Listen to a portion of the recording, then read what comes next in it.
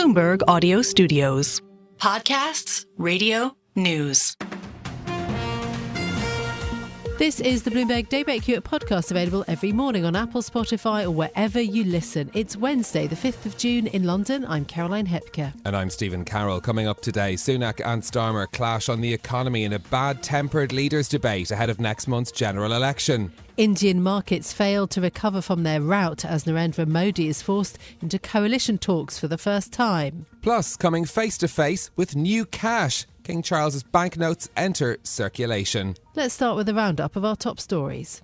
Rishi Sunak and Keir Starmer have clashed on tax and spending in a heated first leaders' TV debate that offered little policy detail. The two repeatedly interrupted each other in the 45-second answer format, which became a platform for their party's campaign attack lines. Prime Minister and Conservative leader Rishi Sunak sought to make the case that a Labour government would raise taxes and only he would protect the elderly. Raise the personal allowance for pensioners and ensure that the state pension is never subject to tax. That's all you'll get under a future Conservative government. Keir Starmer hasn't matched that pledge, which means for the first time in our country's history, if Labour are elected, pensioners will pay tax. I do not think that is right.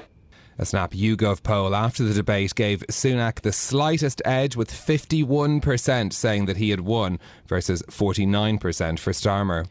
Well, the Labour leader hit back at Sunak's claims, pointing to the Conservatives' record in government. Well, 7.2 million, they're now 7.5 million. He says they're coming down, and this is the guy who says he's good at maths. I'd like you to explain how they're coming down. Because they were coming down from where they were when they were higher, and they're now on their way down. They are down, right?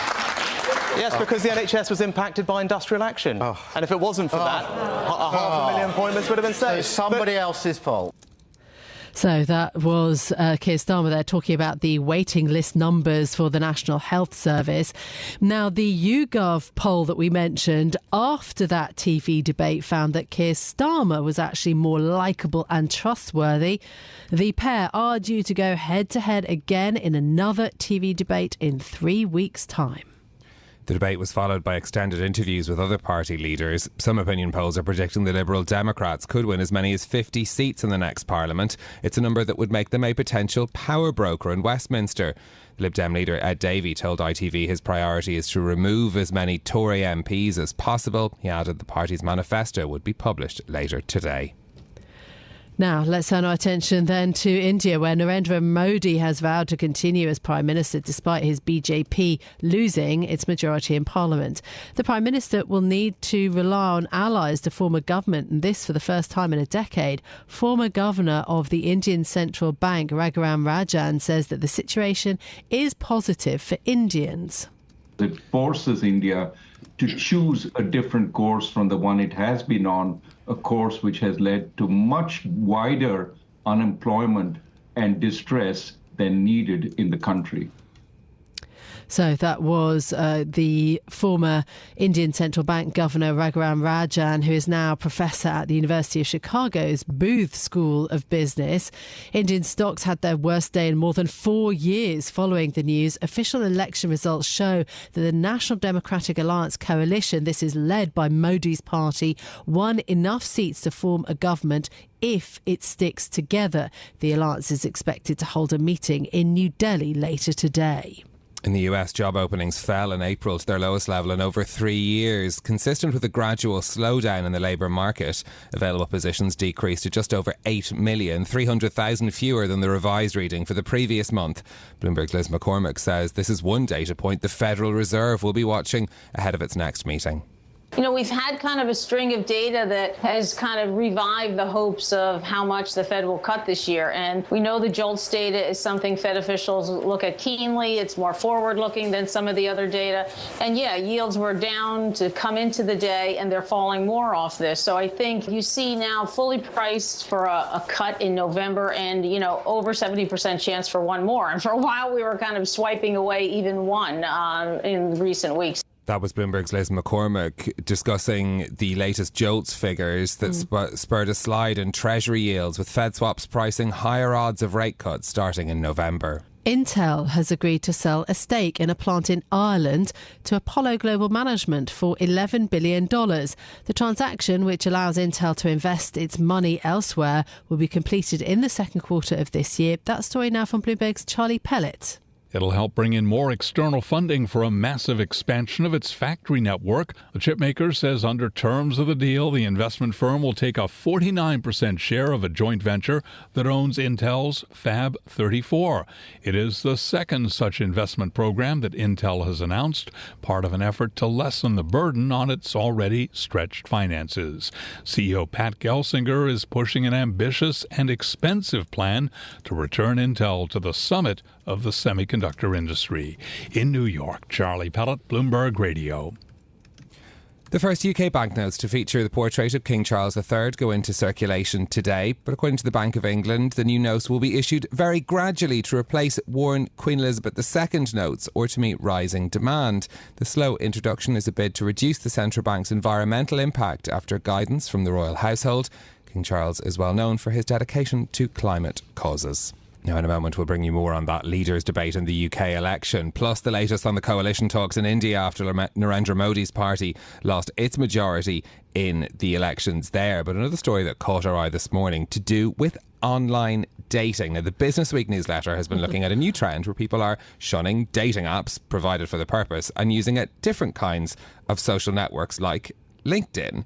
So there are viral videos going around. People talk about being able to use the filters on LinkedIn to be able to kind of narrow down potential suitors. You could pick education level, for example. Do you want somebody that has an MBA, or perhaps the industry you'd like somebody to be working in? Now, I should point out, and LinkedIn actually said this in response to a query as well, is that romantic advances or harassment or any form is a violation of their rules. So members can report people that are trying to chat them up, essentially, on LinkedIn as well. But the thing that's drawing people there is the fact they find the information people are posting on LinkedIn is likely to be more reliable than what they're putting on dating websites. Oh, that's an interesting twist. Look, many people find their romantic partners through their work and their job. We spend so many hours working. That seems pretty normal to me, but sort of abandoning the old dating apps I think is quite interesting. I shall not mention which dating app I use because that will in and of itself date me. Me either. But I was interested that people are also using the fitness tracker Strava or even Duolingo to try and find matches as well. So proving that you really can find love everywhere.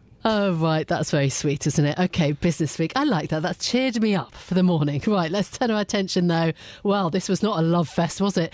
Yesterday, a very late night, Rishi Sunak and Keir Starmer clashing in this heated debate on television in the UK, of course, in the election build-up. The Conservative leader accused Labour of plotting a tax raid, but Rishi Sunak made a number of gaffes himself. The Snap YouGov poll after the debate gave Sunak a very slim edge, 51% to 49%. Someone who did stay up late to watch it, of course, Bloomberg's UK politics reporter James Woolcock. James, can't believe you're up and actually raring to go this morning.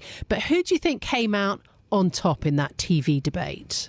Quite frankly, I fully regret my decision to stay up because I don't think either of them did particularly well or covered themselves in glory there. I mean, the sort of the George Bernard Shaw quote comes to mind: "Never wrestle in the mud with a pig because you'll get dirty and a pig will like it." Why do we do these debates? I mean, we do them to inform on policy and expose where there are weaknesses and to test the mettle of the character of the people who are going to be our leader. Did we get anything new on policy?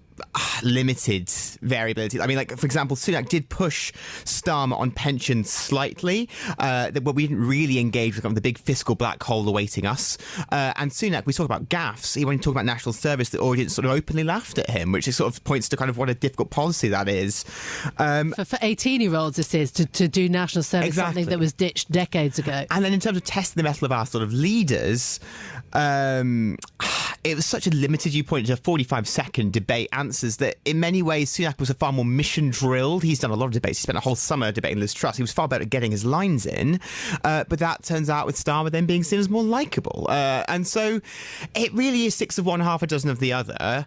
At the point, I think Sunak will be happier with how that went because he has so much more polling ground to make up. But beyond that, it really is. You pick your favourite. Part of the fun of events like this, James, is watching how it unfolds on social media, which I know you were also doing. But is that what were the reactions on social media, and will that actually affect the election? Already, with 20 minutes in, people were clipping up the videos. And this 45-second format, one thing it does lend itself to is jousting for clips, which is what a lot of politics is now. It's worth pointing out, Stephen, there is no one kind of social media take. And I was fascinated. You look at that YouGov poll. The headline figure is what everyone's going to be quoting, but go into the detail. And I found it fascinating that if you look at the sort of number of people who found they were frustrated with the debate, if you voted Conservative in 2019 or thought Rishi had won, you were 50% likely to say you're frustrated with that debate. 50% is terrible. However, if you didn't vote or thought Starmer has won, you're between 70 to 80% likely to say you were frustrated with that debate. So more than half of everyone who watched that debate came away frustrated. Yes, which is not a good word, really. It's dire. Yes. The other thing to say, though, is that the other political parties also did get something from the evening, didn't they? Because it was only the two main political parties, but there are others. Yeah, and in some ways, arguably, as someone who watched the whole thing, the best slot of the night goes to Liberal Democrat Ed Davey, who, after having this very bitter infight with two major leaders, got about a 10-minute extended interview to talk about his policies, his views towards care, his sort of stunts around Westminster and sort of the wider UK, and they are potential kingmakers. You look at the YouGov MRP poll, which gives them essentially 50 seats. 50 seats is almost the size of Scotland in the sort of Westminster constituencies. And the SNP followed on afterwards to talk about how this debate had not reflected any issues to go on with Scotland. And so in that, we do live in a wider democratic polity, and the two leaders, Starmer and Sunak, had insisted on a head-to-head debate.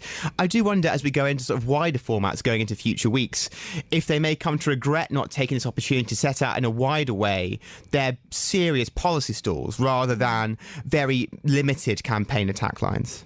Yeah, because of course we're looking ahead to another leaders' debate now on the 26th of June is the next head-to-head one. But there, as you say, James, there'll be a format involving more parties as well. I mean, what's kind of the challenge that the leaders are coming away from this event with as they're heading into the next couple of weeks and campaigning before they get back together on a TV studio for an event like this? Starmer will be mission drilling on how to counteract that pension line, and so therefore he will be going straight in on that line. I think for Rishi, it will be how to get some of his policies out there in ways that Starmer can't just turn it back to his record, which Starmer did to great effect multiple times. And it went down very well with the audience.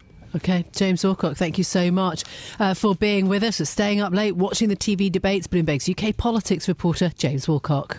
Let's turn to India next, where Narendra Modi has vowed to continue as Prime Minister even after his party lost its majority in Parliament. Modi's BJP will have to rely on allies to form a government for the first time since he stormed to power a decade ago. After hitting a record high on Monday, India's stock market had its worst day in more than 4 years on Tuesday. Joining us now for more is Bloomberg's EMEA News Director Rosalind Matheson. Ros, talk us through what happens from here. How does the BJP form a government, and what is Modi's future looking like? Well, he has said it is his intent to form government and to govern for a third term. But interestingly for him, he's going to have to negotiate. And parties and politicians in India can be quite fickle. So nothing is totally guaranteed. In fact, the leaders of two parties in his coalition, and they control 30 seats.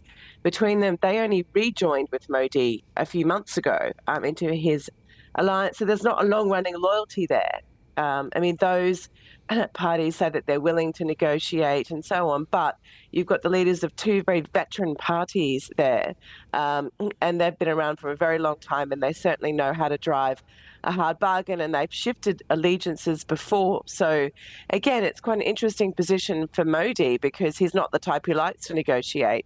It's quite an uncomfortable position for him. He's used to having quite a big majority and at least being able to set his own agenda. So for him, he's going to have to listen a bit to what they've got to say and certainly coax them over the line. But he is, of course, his party and his alliance did get the bulk of the seats, so they've probably got the first right of refusal in terms of trying to form a government. And we know that there are meetings going on today, for example, in New Delhi of his alliance. Yeah, indeed. One of the key opposition leaders, Rahul Gandhi, saying that the vote sends a clear message on Modi's leadership and style of government. I mean, what does it mean in terms of policy shifting and then the market reaction that flows from that? You know, we've talked about the big market swings that we've seen. Does it all concern investors? Well, it may not mean a massive shift in policy, but what it will mean is it'll be harder for Modi to push his agenda through Parliament, for example. So economic policies in particular. So he might find himself having to spend more in poorer states, just not the places where he's trying to attract business and industry. So have to spend more on welfare versus infrastructure or education and job creation. So you can imagine these parties will extract their pound of flesh on that front. And it might be interesting to see where they land in terms of any portfolios or ministries and positions. It also might mean he has to tone down his Hindu nationalist rhetoric, and not all his alliance parties subscribe to that. So we could see some shifts there. For the markets, it's been pretty wild. They got carried away, I think, with the exit polls, even though those can be notoriously unreliable in India. And of course, Modi himself was sort of hinting at a supermajority, really, near 400 seats. So the markets got very enamored of that idea. They liked the idea of, his support for business and investment and so on. And so, of course, now we're seeing some of that sort of exuberance really come off. But India's economic outlook is still not bad. We are looking at potential growth sticking around 6 to 7%. Investment is coming in. So the outlook for the economy and for business is not entirely terrible. It's just that there might have to be a bit of a recalibration at this point from some of that exuberance that we saw a few days ago.